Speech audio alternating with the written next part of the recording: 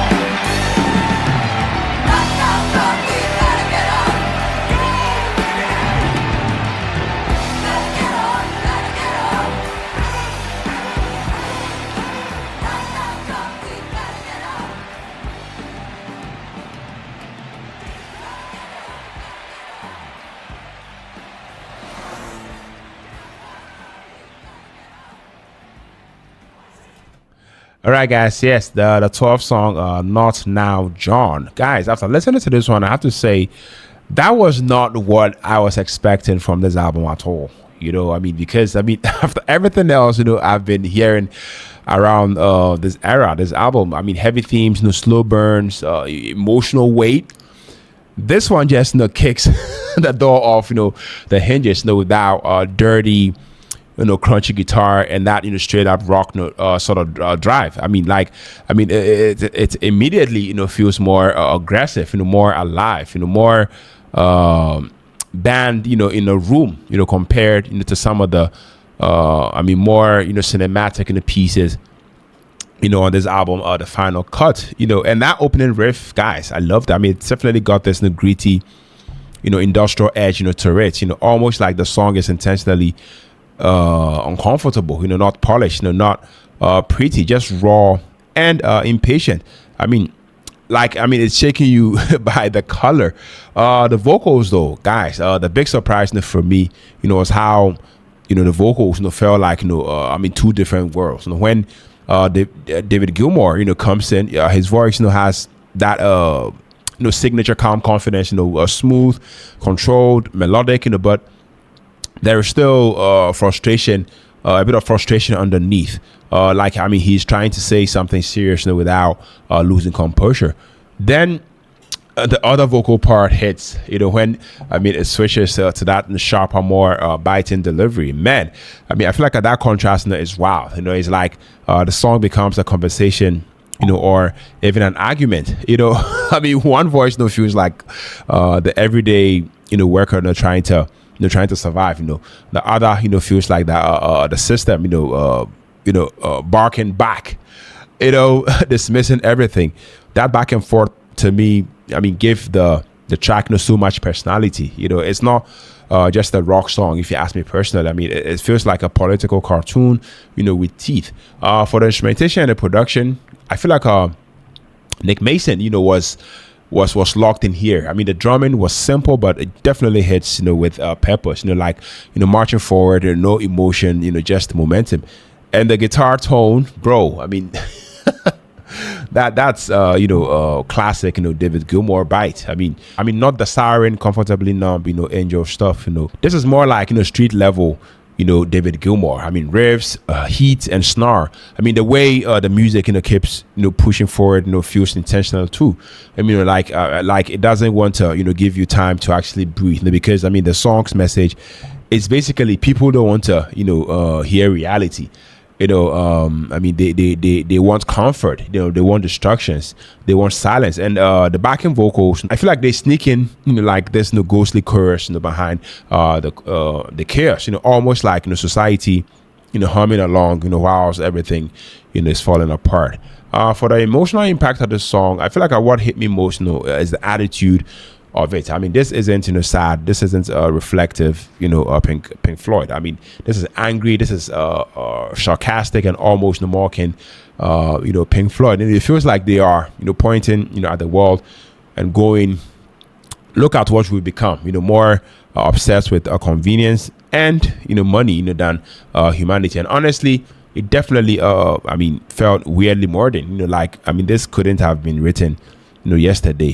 That's a crazy part. The song is basically describing that vibe, where people don't want bad news. They just want to scroll past it. There's also a point where the energy ramps up and the delivery becomes more intense. The song stops being commentary and becomes straight up accusation.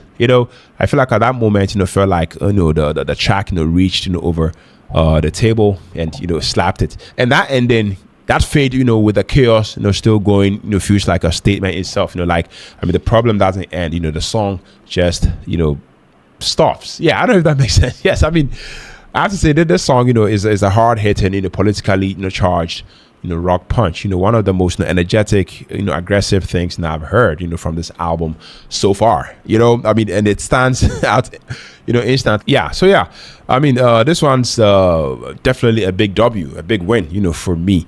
Yeah, that's just me. Let me know what you think about this one down the comment section, guys. We are moving on.